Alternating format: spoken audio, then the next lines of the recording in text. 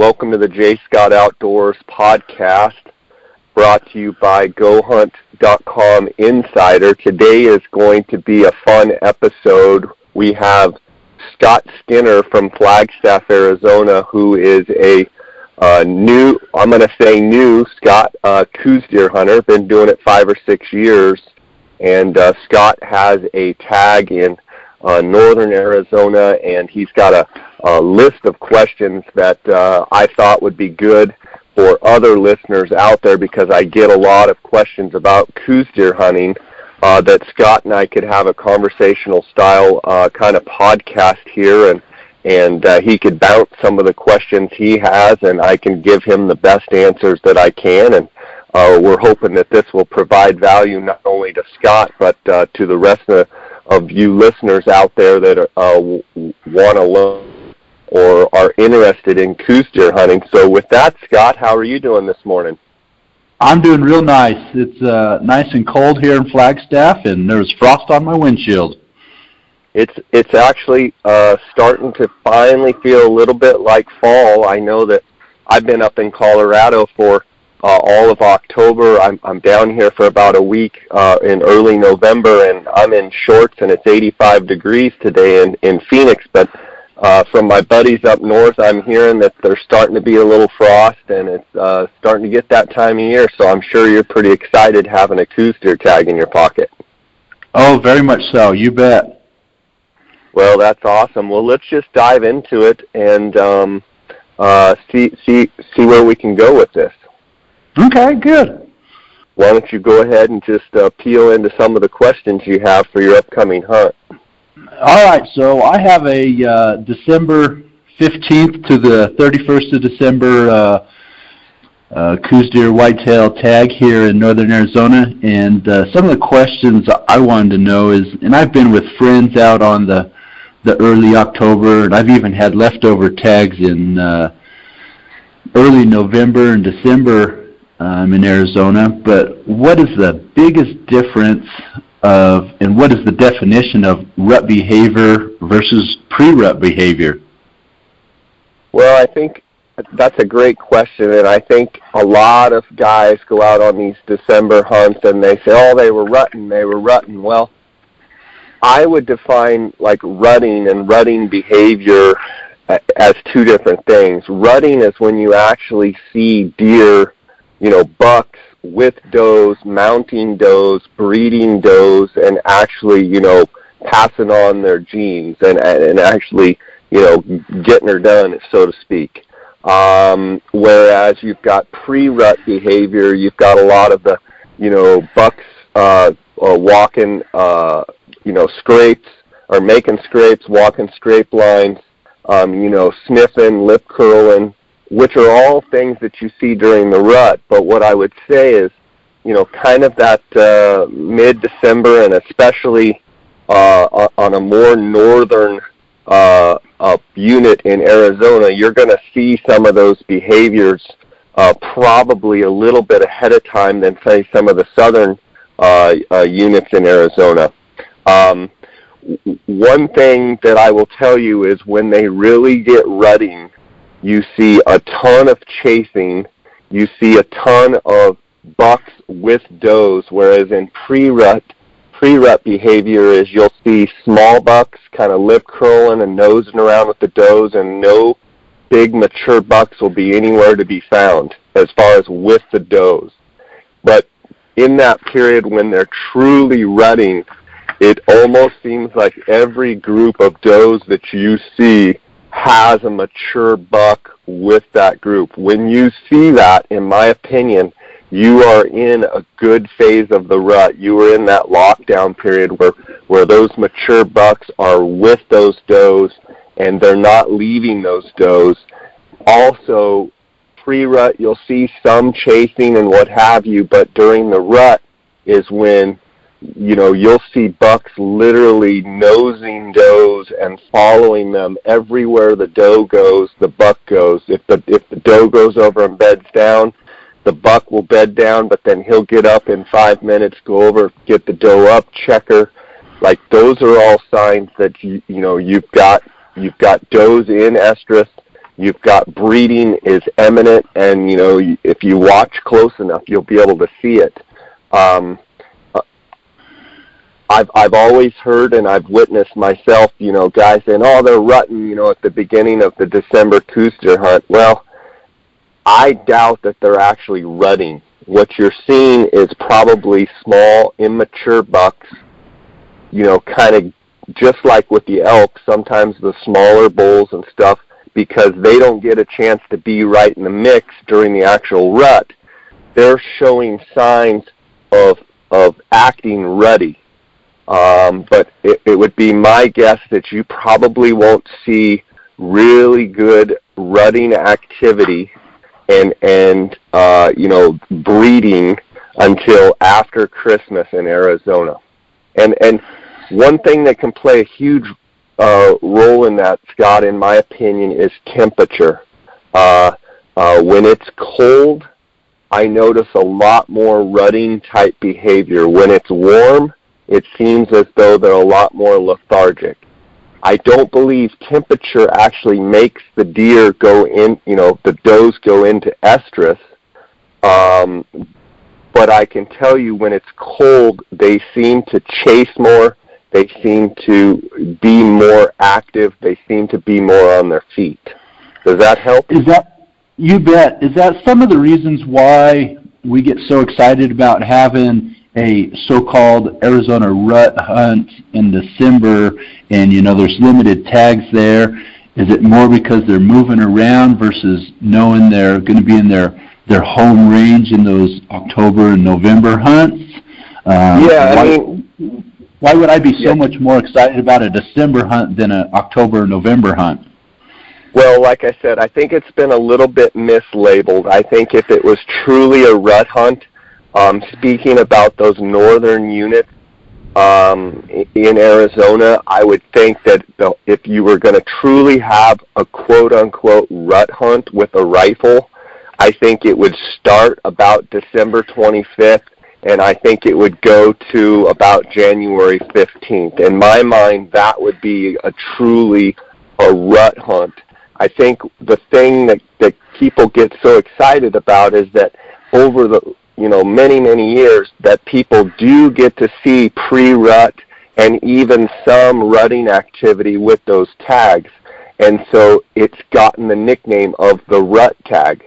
The other reason is I think it's the closest hunt that Arizona Game and Fish offers, the closest hunt to the rut. So they call it the rut tag. One of the reasons I would be so excited about it is because it's the longest season. It's a lot longer than the October, the November, and even some of the early December hunts. It's a longer period of time. That's for me is a great bonus. Number two, the fact that temperatures typically in December are much cooler than they are in October and November.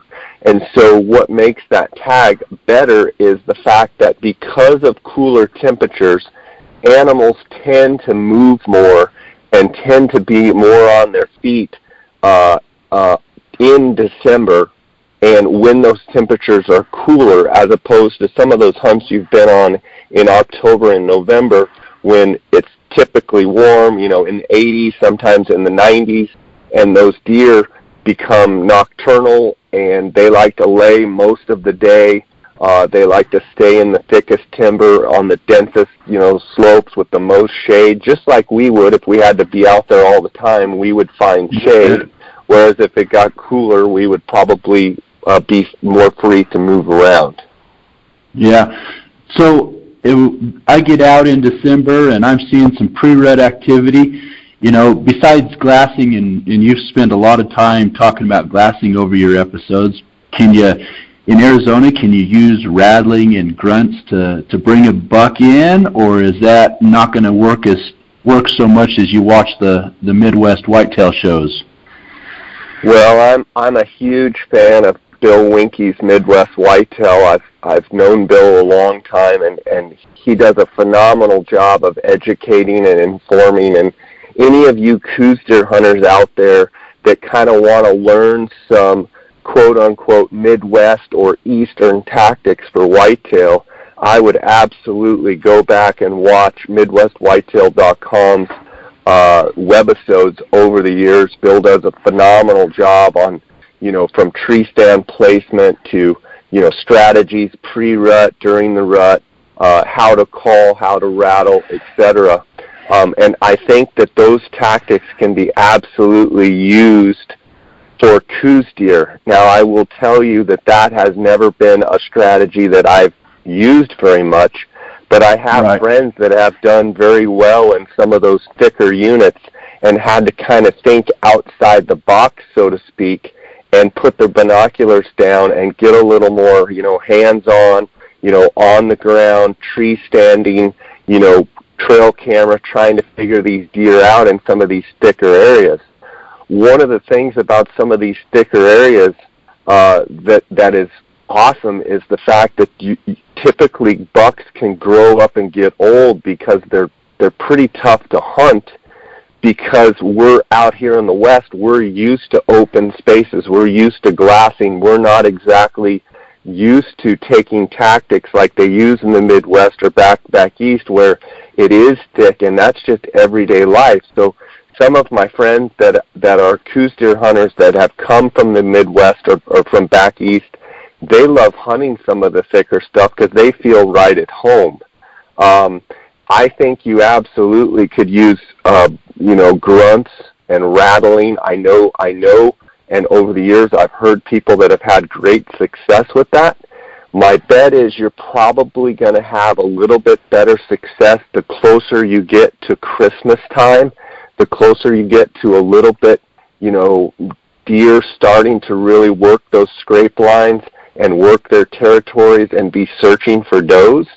But I absolutely think that, if you had some bucks patterned in the thick timber, that you could use your tree stands and use Midwest tactics to get up high and get in the stand. If you're finding scrapes and rubs and what have you, I definitely think, you could set trails and such and do some rattling and do some grunting. I have heard Coues deer grunting. I've heard them bleating, and they definitely communicate with each other. And rattling, I know, on all animals, whether it's an elk, a mule deer, who doesn't like to go see a good fight? It's just something that works. It definitely works. I don't have a lot of experience myself with that, but if I was hunting a unit or if I had a particular buck that I wanted to kill that was in a thick patch, but I had routine pictures of him, I would certainly make that a part of my plan to try. I don't think you're going to do anything that's going to spook them, as long as you're not doing it too much, or as long as you're protecting your scent and they're not attributing, those sounds and such to your smell. I think you have a really good chance for it to work. Now, the guys that I've talked to the most about it, they say that the grunting and the rattling works kind of the best right in the middle of the rut when they're really chasing does and getting after it. Okay.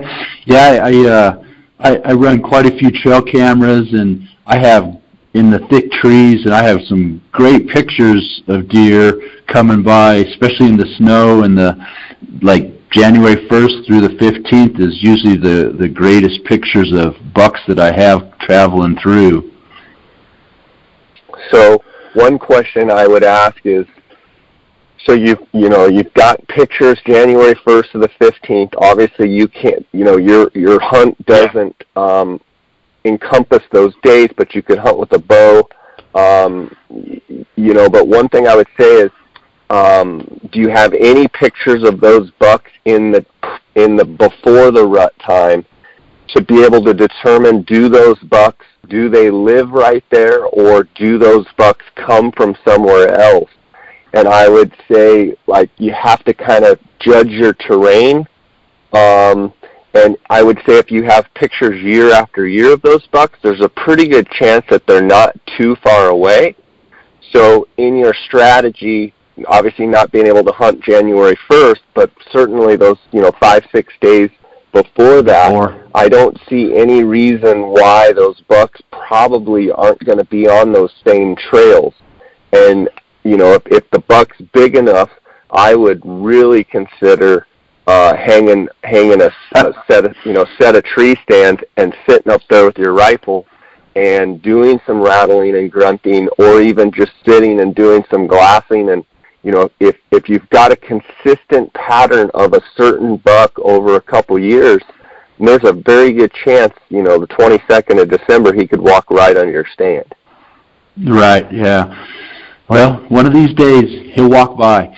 One of the questions that me and my friends have discussed over the years is, how much do Coues deer need, especially in the November, October, and this last early November hunt, especially as dry as it is how much do they need a full-time water source, such as a tank or a spring, or do they get enough moisture and humidity from what they're eating? This is something that I think can be debated on both sides, but my personal belief is if they have fairly easy access to water, they are going to water almost every day, especially if it's as hot and as dry as it is now. Now, what I can tell you is that what I've observed is in October and November, when it's still really, really warm, even up, some of the northern units around Flagstaff and what have you, it's still warm. We've kind of just started getting where you get a frost and what have you, which puts moisture on the ground. Prior to that, I would say if they have the ability to water, and it's not too far away from them, they're going to probably water every day, if not every other day. As the dates get later and later, I think they can start getting more moisture from the stuff that they eat and the vegetation, so I think they will get a little bit more pulled off water. Now, I think a little bit of that changes as their activity level gets more and more and more because of the rut. I think they need more water.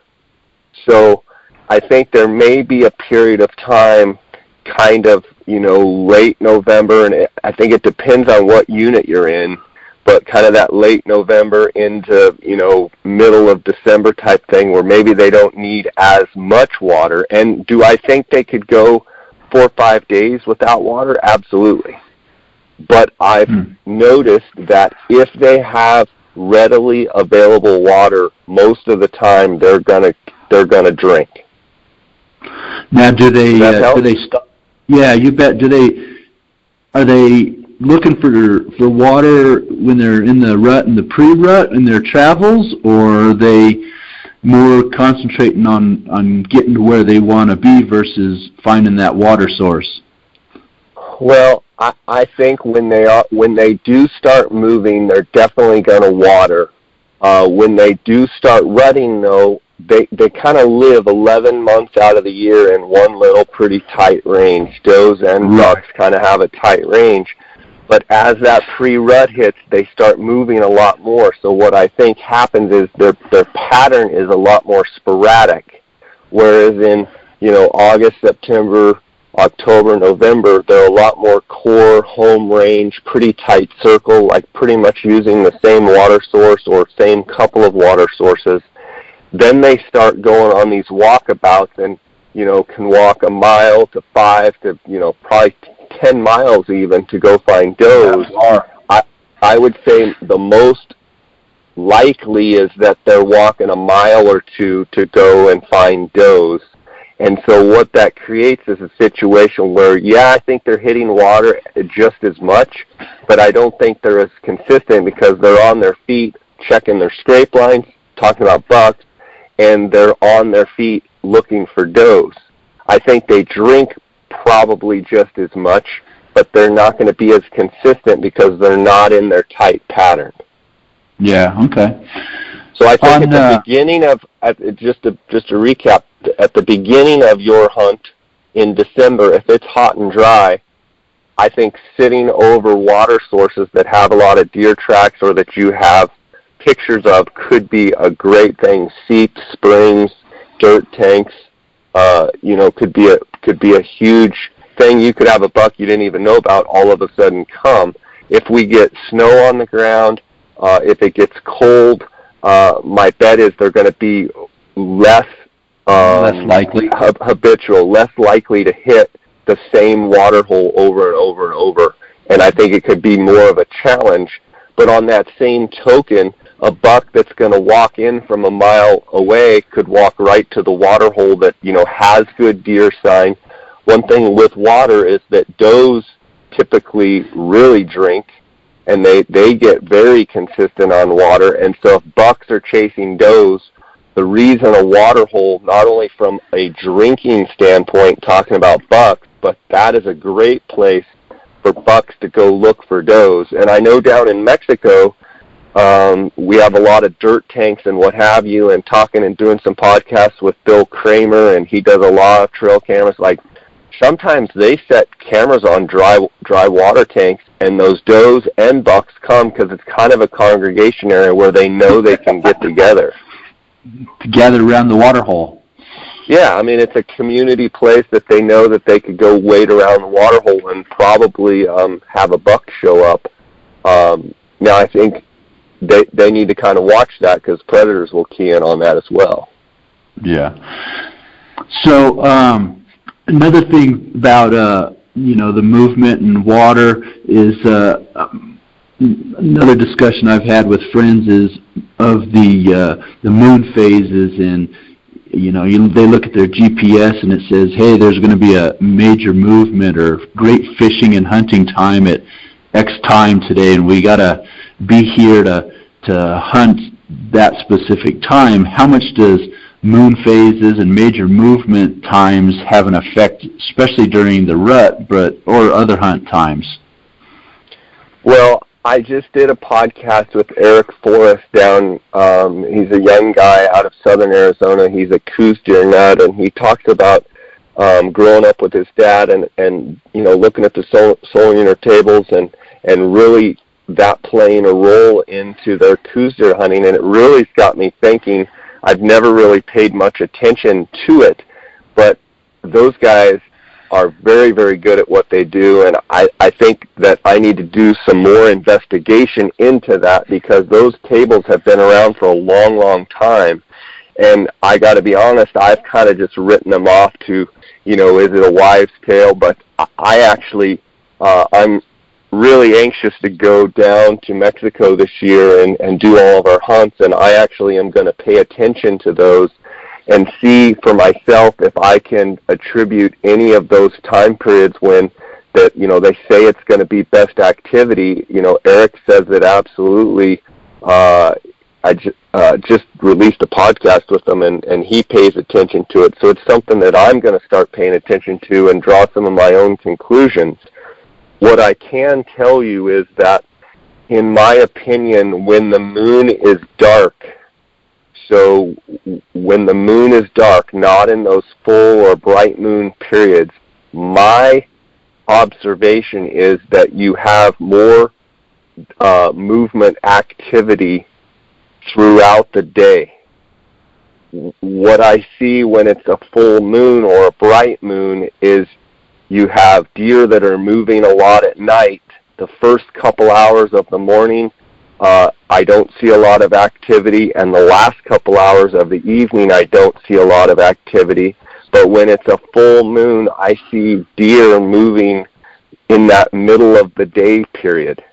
Whereas when it's a dark moon or darker phase, I see deer moving more periodically throughout the day. And what I think that is when it's dark, really dark at night and no moon, I think there's enough predators around that their best defense mechanism can be to stay put and stay bedded, which makes them move more during the day, whereas when it's a bright moon at night and they can go out, you've seen at full moons how you could literally just walk around in the desert or out in the woods and see perfectly fine. Well, they can see way better than we can. So I think they move a lot more during those full moons at night, and then that's why at first light in the morning for the first couple hours, they're like, where are they at? Well, they're bedded down because they've been up all night. But then what they do typically is they get up between, say, 11 and 1 o'clock, and they're up feeding around. And it would be like if you were out all night, tomcat around all night, you'd be tired about the time the sun came up, and you'd, nap up for a couple hours, and then you'd wake up and, get up and move around, and then you'd be, tired again. I don't think it's any different with them. Okay, that makes a lot of sense. I mean, that's kind of what you and Dwayne Adams have talked about, is that time at 10, 11 o'clock is great glassing time, because that's when they're starting to stand back up and move again. How much does the wind push them down and keep them out of, if it's sometimes here we've been getting, 30, 40 mile an hour winds. How much does that wind affect their movement versus even just standing up and moving around just a little bit? Oh, I think the wind makes all the difference in the world. I think anytime you've got some wind chop at all, those deer are going to lay down. Now, with that being said, I've seen them as, the wind's just howling and they're up, just standing in the wind like it doesn't matter. But what I can tell you is I watch that wind heavy. If that first light it's really windy and really choppy, we're going to look for deer that are on the lee side of the hill. We're going to put the wind in our face. We're going to be looking directly into the wind, because if you're looking directly into the wind and looking at any contour at all, in other words, you're up on a point, the wind's directly in your face, the direction you're looking, they're going to have some shelter out of that wind. Just like if you're up on a knob and the wind is blowing, say, from 12 o'clock straight, like you're going to get on the other side. If you were just trying to be most comfortable, you'd get out of the wind.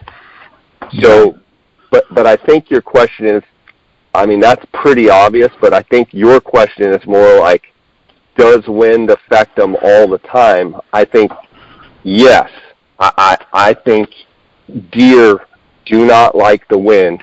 I think they can't hear predators that are going to sneak up on them and try and chase them. They are very, very wary. As you know, those Coues deer are very wary animals, and I think they want to be in the calmest, most still environment that they can to protect themselves. So, again, I think as a defense mechanism, if they can stay bedded, have their head up and their eyes looking, bedded with some other deer that are looking in different directions, that is their safest play, to be laying down and looking, because when they're up and feeding, chewing their cud, eating grass, like you can sneak up on a deer when he or she is eating, because they're making noise, their teeth are making noise, they can't hear as well. But when they're bedded and they're fully alert and they're looking around, they're basically trying to listen for any coyote or lion or bobcat or anything that's going to come get them. And when it's windy, you can expect to see less deer. But when it's windy, you can almost isolate and be. If it's a 20 mile an hour wind, I can almost predict where the deer are going to be. So they will move on the lee side of the hill, so it does kind of narrow your search down. So keep that in mind. Wind is not always bad. A lot of times they're not on their feet, but if you really get meticulous, get the wind directly in your face, you can find those deer bedded down, and they will get up from time to time. They're just not going to be out standing in the wide open and really, really visible for us with binoculars. You've talked about glassing right in the sun, and now you're telling me to glass in the wind. It's making it difficult. Yeah, I get a lot of response of people saying, why are you saying glass right into the sun? That's horrible. And I'm like, yeah, it's horrible. but it basically, afternoon glassing especially, if you put the binoculars straight into the sun, you can almost predict all those shade pockets. That's where those deer are going to be.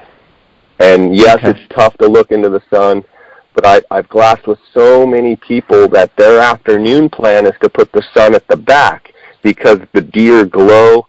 And I would say, yes, that's true, but you're seeing 10% of the deer while the other 90% are on the other side of the hill. But yes, with the sun at your back in the evening, that hill just glows orange, and those deer just, boom, they stick out like a sore thumb. Yes, but you're only seeing 10% of the deer. Switch it around, look directly into the sun, and you're going to see way more deer. Granted, it's tough to see them because of the glare and what have you, but if you have good binoculars and if you can shade your eyes, for sure in the afternoon, be glassing into the sun. Without a doubt, it's like one of my biggest, you have to glass into the sun in the afternoon, period. Don't argue, that. And I'm not talking to you, Scott, but there's so many people that send me a message, no, you glass with the sun at your back. It's like, well, okay, I'm telling you, I've this one I can stand firm on for sure. Oh, you bet. So you recently did a podcast about spotting a buck at last light. So you glassed into the sun and you spotted up a buck, and you're gonna put it to bed to say, and then get up in the morning and kind of you gave it some general ideas of where to look and how to find it. Is that the same also for the rut and the pre-rut, this late December hunt? Can you put a buck to bed at last light and still kind of have an idea of where to find him in the morning, or is he going to be traveling enough that he's going to be further away than what you talked about in the recent podcast?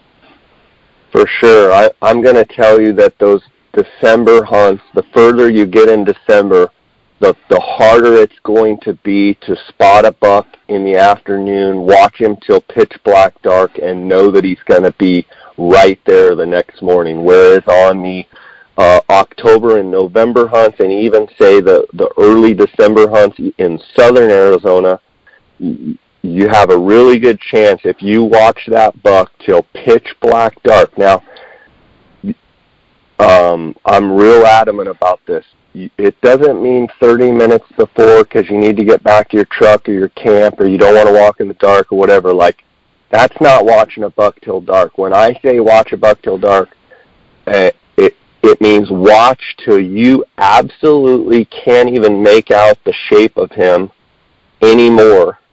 And there's a really good chance that buck is going to be within a 15, 20, 30, 40-yard circle the next morning. Very good chance. In December, and so in December and into the more quote-unquote rut time, that is going to kind of get thrown out the window. What I found is that those bucks are going to move a lot more. They're going to travel a lot more. Now, if I found a big buck that I wanted to kill, would I watch him till pitch black dark in January? Absolutely, because that is my best chance to see what direction is he moving, what is he doing, and will I watch him till pitch black dark? Yes. Now, the next morning, am I expecting to get up there and him be right there like he would be in October or November? No. But from a trying to eliminate as many variables as possible standpoint, yes, I'm going to watch him till absolute dark. I'm going to watch for does around him, as well as I'm going to be, the more ruddier time, the more into the December hunt, I'm going to be looking at the buck, but I'm also going to be kind of looking at his path of progress. I'm going to be trying to spot some does and say, where is he going? What is he doing? Why is he traveling in this direction? Watch his behavior. Is his nose going to the ground? Is he on some other deer's tracks? Because you figure this. He's looking for does, so he's smelling the ground, he's looking with his eyes, and he's listening, right? So if I'm glassing him and over the top in the direction he's kind of wandering, I can see 500 or 600 yards, a group of 6 or 8 does up on a hill. My bet is that he has smelled those does. He doesn't know where they're at yet, but he's trailing them.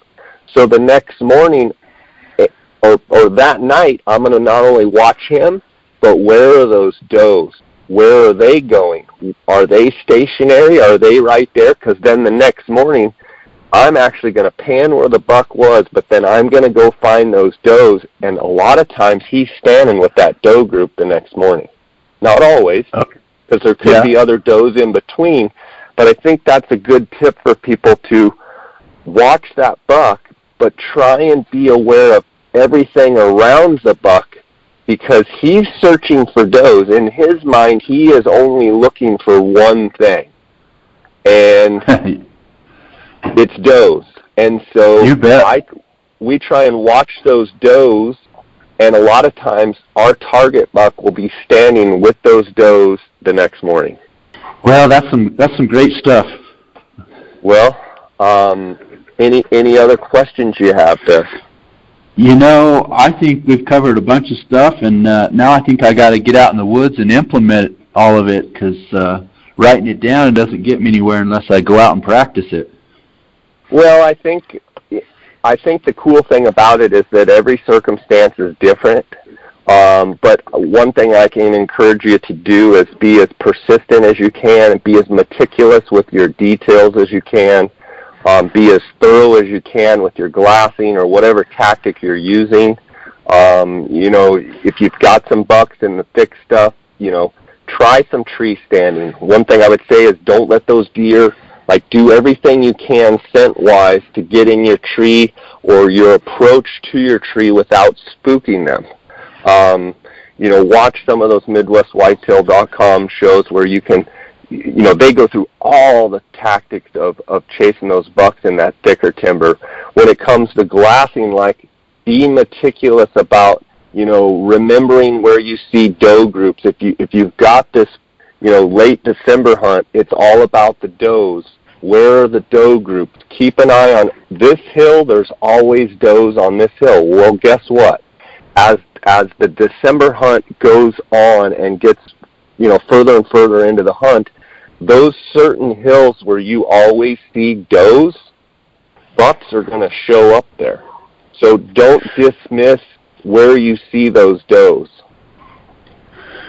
So I have a hill that I sit and glass quite a bit, and last year my boy had the early tag in this same unit, and we had a big monster out in front of us. But I noticed that every time going to and from, we would always spook up the does on the southern side of the hill, but the bucks were always on the far north end of the hill. That's I mean, and it's only a half-mile difference between the two, but is that a spot to more focus on, of knowing that that's where I've seen all the does is on that southern part of the hill? Yeah, for sure, and it's really common. I hear this a lot, and I've witnessed a lot myself. Does like to be on those southern-facing slopes a lot. They like to, you know, the bucks typically like to be in the thicker country, like to be in the more dense country. They like to lay up in the brush, whereas does are a little more easy to spot out in the open. Does typically will be in more open country than in more thick country. What bucks like is, especially the further the December hunt goes, and you know, certainly after Christmas, I would say start looking sometimes a lot more on those open slopes, because that does typically are in much more open country than bucks. And so when I'm looking in October and November, I'm looking in the thickest slopes on the mountain. I'm looking in that thick brush and places where you wouldn't even believe bucks are in there, and they're in that thick, nasty stuff. Whereas the does are, we spotted 30 does this morning and not a single buck. Well, the does are out in more of the open stuff. Well, there's a shift there. When those does want to be near when the bucks want to be near the does, guess what? They tend to kind of go out in those more open areas. That's why in December and January, you see more bucks just out on an open hillside that they'd never be on any other time. You know, they follow those does. Yeah, and those does are typically out in the open more. Good. So, Hey, Well, I appreciate you taking the time to answer these questions and getting all the information out. I appreciate it very much. well, I hope you have a great hunt, and I appreciate you listening to the podcast, and hopefully any of those answers might help you and help the listeners. And I just wish everybody out there the best of success, and thanks for your support. Thank you very much, Jay. All right, buddy. God bless you. Hey, you too. Thank you. Okay, bye. Bye.